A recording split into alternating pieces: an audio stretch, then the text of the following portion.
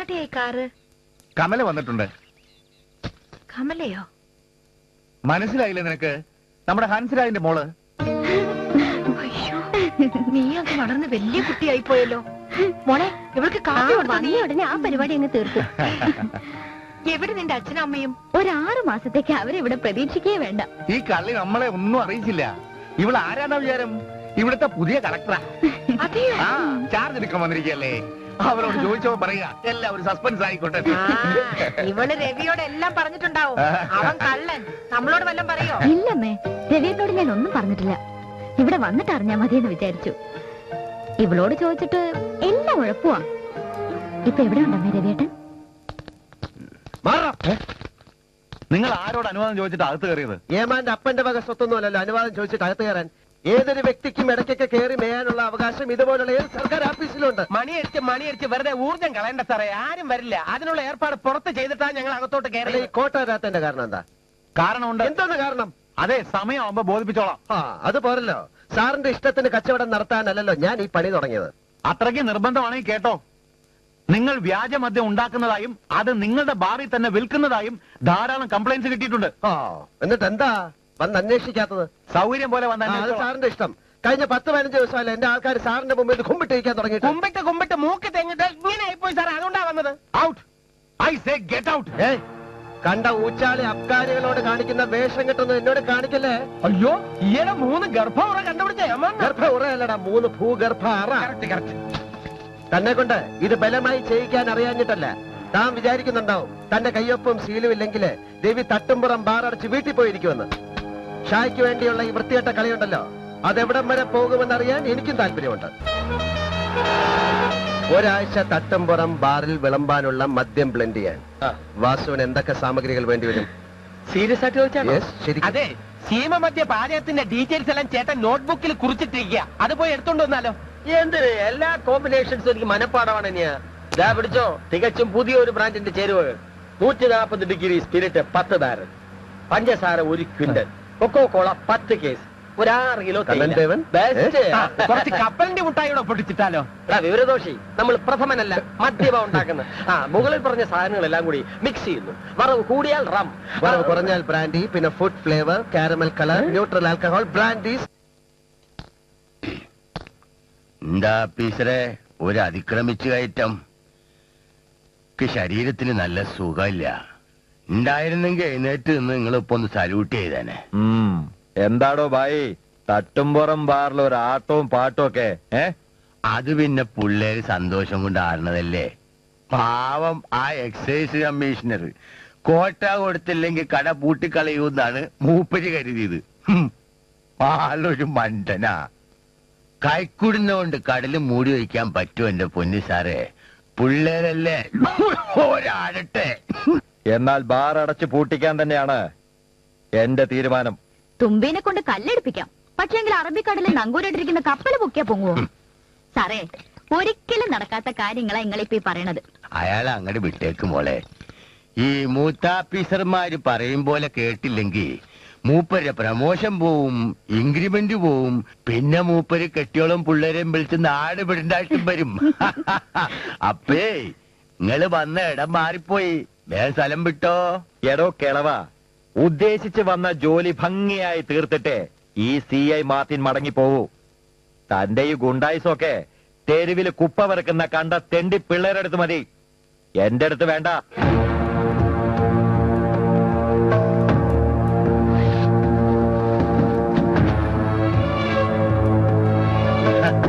ഗുണ്ടായിസോ? അതെന്തിസാടോ?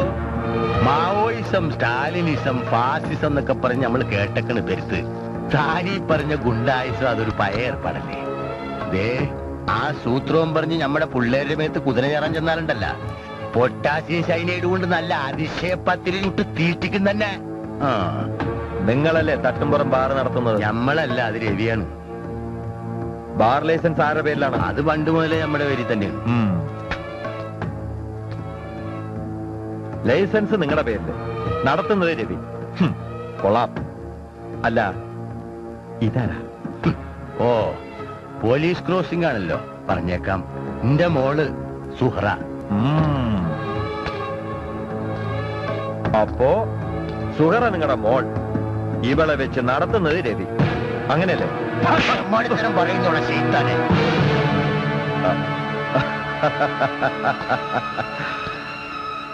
ഇന്ന് വരെ എന്റെ നേരെ ഒരുത്തനും കൈപൊക്കിയിട്ടില്ല.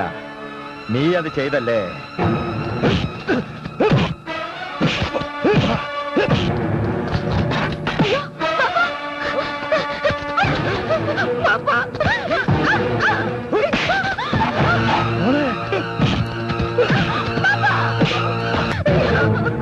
ആ. വെളിയിൽ കാര്യങ്ങൾ അത്ര പന്തിയല്ല, ആളുകൾ കൂടി തുടങ്ങി. ആ ശരി ശരി. ഏയ്, ബാപ്പയും മോളും നാളെ രാവിലെ സ്റ്റേഷനിൽ എത്തിക്കൊള്ളണം. എന്താ?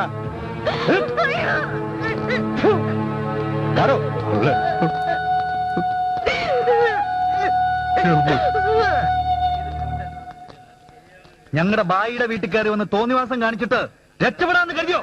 പൊട്ടിക്കിടാനൊക്കെ ഉണ്ടല്ലോ. ഞാൻ ഇവിടെ ഇരിക്കുകയായിരുന്നു, വീട്ടിനകത്തേക്കൊന്നും ഞാൻ പോയില്ല. നീ ഇനി കുതിരിക്കണ്ടോ?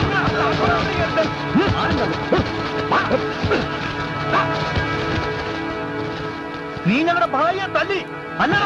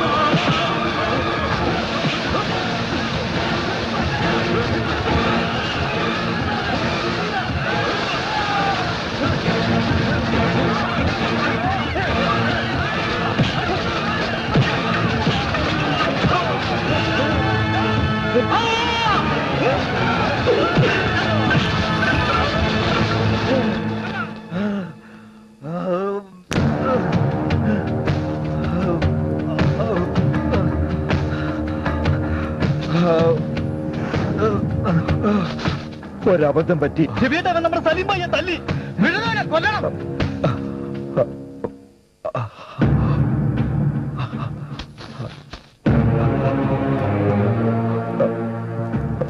പറ്റിപ്പോയി, മാപ്പ്.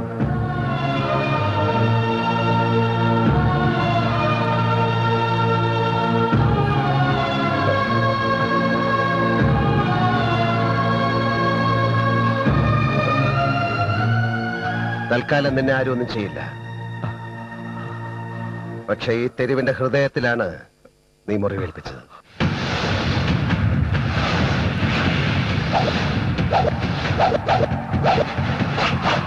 ബായിക്ക് എന്തെങ്കിലും സംഭവിച്ചാൽ കൊന്നുകളെ നിന്നെ.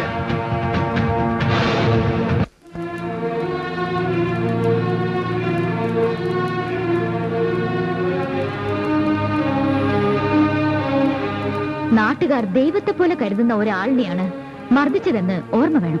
മാഡം, പബ്ലിക് ആവശ്യമില്ലാതെ പോലീസിനെ പ്രൊവോക്കേറ്റ് ചെയ്തപ്പോഴാണ് ഇങ്ങനൊരു സിറ്റുവേഷൻ ഉണ്ടായതെന്നാ എനിക്ക് മനസ്സിലാക്കാൻ സാധിച്ചത്. എനിക്കൊന്നേ പറയാനുള്ളൂ, ഭായിക്ക് എന്തെങ്കിലും സംഭവിച്ചാ ജനങ്ങൾ ഇളകും. അങ്ങനെ വന്നാ പോലീസ് ആ അവസ്ഥ എങ്ങനെ കൈകാര്യം ചെയ്യാൻ പോകുന്നു എന്നതിന് ഒരു മുൻകൂർ ധാരണ വേണം. അജിറ്റേറ്റഡ് ആയ ഒരു സമൂഹത്തിന്റെ ചെയ്തികൾക്കെതിരെ പോലീസ് കയ്യും കെട്ടി നോക്കി നിൽക്കണമെന്നാണോ ഞാൻ പറഞ്ഞതിന്റെ അർത്ഥം? അങ്ങനെയാണ് മിസ്റ്റർ കമ്മീഷണർ മനസ്സിലാക്കിയത്? ആടിച്ചൊതുക്കണം മാഡം. പിന്നൊരു കാലത്തും ഇവനൊന്നും പോലീസിന്റെ നേരെ കൈ ഉയർത്തരുത്. പറഞ്ഞത് ശരിയാണ്. ആ. പക്ഷേ അങ്ങനെയൊന്ന് ശ്രമിച്ചതിന്റെ പേരിലാണ് CI മാർട്ടിനെ നാട്ടുകാരെല്ലാരും കൂടെ റോഡിലൂടെ ഓടിച്ചിട്ട് തല്ലിയത്. Try to understand me. ജനങ്ങളോട് ഇടപെടുമ്പോ ഒരു സൈക്കോളജിക്കൽ അപ്രോച്ച് കൂടി വേണമെന്നാണ് ഞാൻ പറഞ്ഞു വരുന്നത്. ഇനി ഒരു പ്രശ്നം ഉണ്ടാവരുത്. മിസ്റ്റർ കമ്മീഷണർ, താങ്കൾ അത് ഭംഗിയായി ചെയ്യുമെന്നാണ് എന്റെ വിശ്വാസം. Yes madam.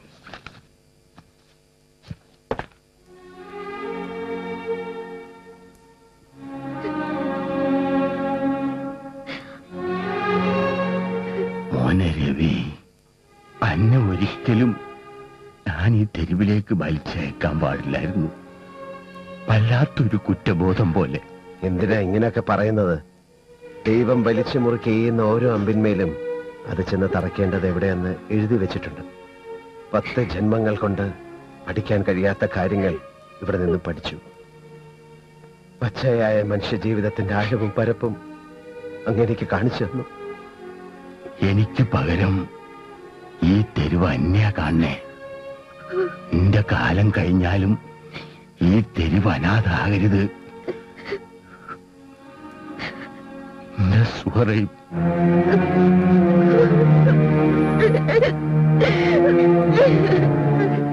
മോനെ, വലിയൊരു യുദ്ധക്കളാണ് അന്നെ ഞാൻ ഏൽപ്പിക്കുന്നത്. വിഷമിക്കരുത്. വാളും പരിചയം തന്ന് എന്നെ ഇറക്കി നിർത്തിയ ഈ കളത്തിൽ ഞാൻ വീറോടെ പൊരുതും മരണം വരെ, പാവങ്ങൾക്ക് വേണ്ടി, അങ്ങ് കണ്ട സ്വപ്നങ്ങളുടെ പൂർത്തീകരണത്തിന് വേണ്ടി. പടച്ചോൻ കൂടെ ഉണ്ടാവും.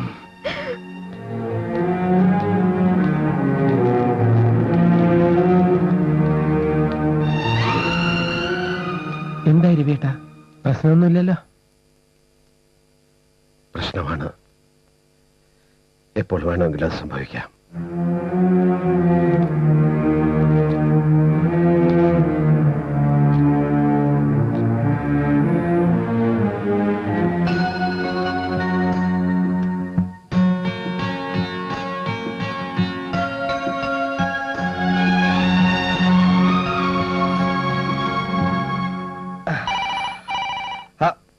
എടേ, ആ ഫോണൊന്ന് എടുത്തേ.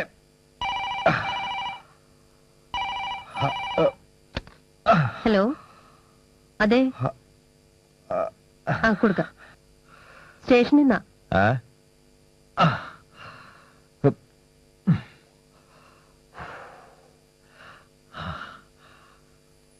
ഹലോ സാർ, സലീം ഭായ്. ഭായ് എന്താ? ഭായ് എന്താ? ഹേയ്, ഒന്ന് വേഗം പറയടോ. ഭായ് മരിച്ചു സാർ. എന്താ? ഭായ് മരിച്ചു. സലീം ഭായ് മരിച്ചേ. സലീം ഭായ് മരിച്ചേ. നമ്മൾ സലീം ഭായ് മരിച്ചേ. സലീം ഭായ് മരിച്ചേ.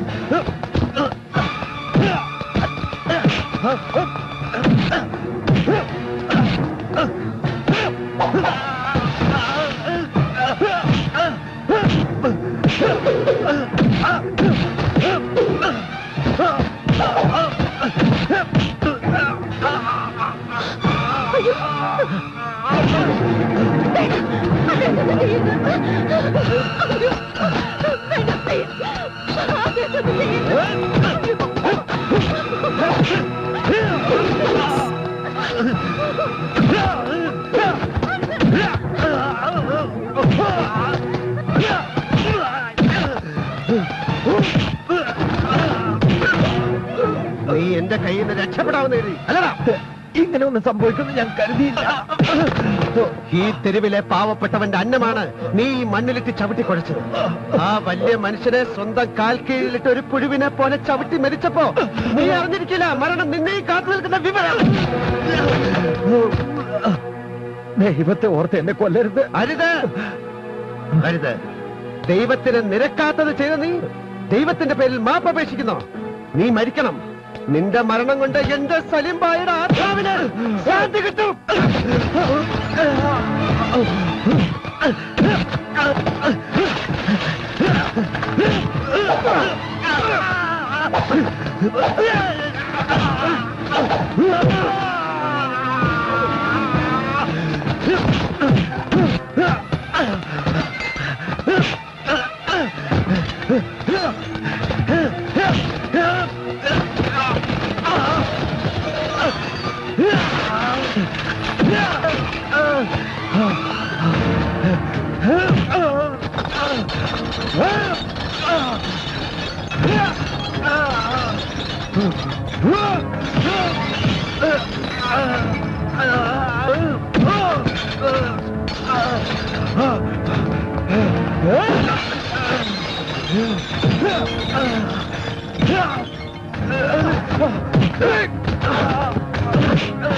എന്റെ ഭായിയുടെ നേരെ ഉയർത്തിയ ഈ കാല് ഇനി നീ ഭൂമിയിൽ ഊന്ന.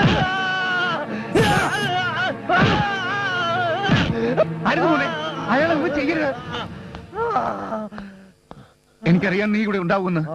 എനിക്കറിയാം നിന്റെ മനസ്സെന്താ ആഗ്രഹിക്കുന്നത്. ആയിരക്കണക്കിന് അനാഥർക്ക് സ്വയം നാഥനായി തീർന്ന ആ നല്ല മനസ്സിന്റെ പുറത്താണ് ഇവൻ അധികാരത്തിന്റെ ബൂട്ട്സെറ്റ് ചവിട്ടി മെതിച്ചത്. ഇവൻ മരിച്ചേ മതിയാകും. നീ ചെയ്യുന്ന നന്മകൾ മാത്രം കണ്ട് ആത്മശാന്തി അടയാൻ ആ വലിയ മനുഷ്യനെ നീ അനുവദിക്കണം. ഇയാളെ വിട്ടേക്ക്. അച്ഛൻ പറയുന്നത് കേക്ക്.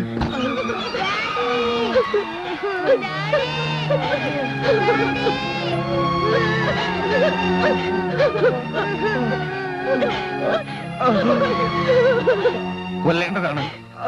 ഇവൻ മരിക്കേണ്ടവനാണെന്ന് എനിക്കറിയാം. പക്ഷേ സ്വന്തം അച്ഛന്റെ ജീവന് വേണ്ടി നിലവിളിക്കുന്ന ഈ കൊച്ചു കുഞ്ഞിന്റെ മുന്നിൽ വെച്ച് അരുത്.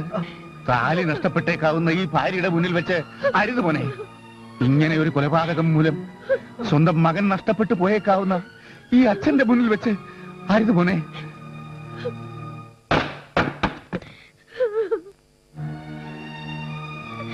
എന്നും നന്മകൾ മാത്രം കാണിച്ചും പറഞ്ഞും തന്ന് എന്നെ ഈ നിലയിലാക്കിയ ആ വലിയ മനുഷ്യനോടുള്ള കടപ്പാട് ഞാൻ എങ്ങനെ അച്ഛാ തീർക്കേണ്ടത്?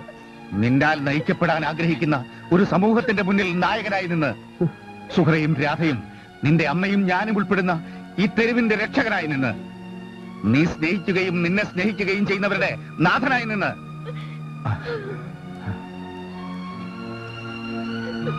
പ്രതികാരത്തിന്റെ അലകൾ ആഞ്ഞടിക്കുന്ന നിന്റെ മനസ്സിനെ നിയന്ത്രിക്കാൻ എനിക്കറിയില്ല മോനെ. എന്നും നിന്റെ കൂടെ ഞങ്ങൾ നിന്നിട്ടുള്ളൂ. എന്നും നീ ഞങ്ങളോടൊപ്പം ഉണ്ടാവണം. എന്റെ മോൻ ചോര കൊണ്ട് കളിക്കരുത്.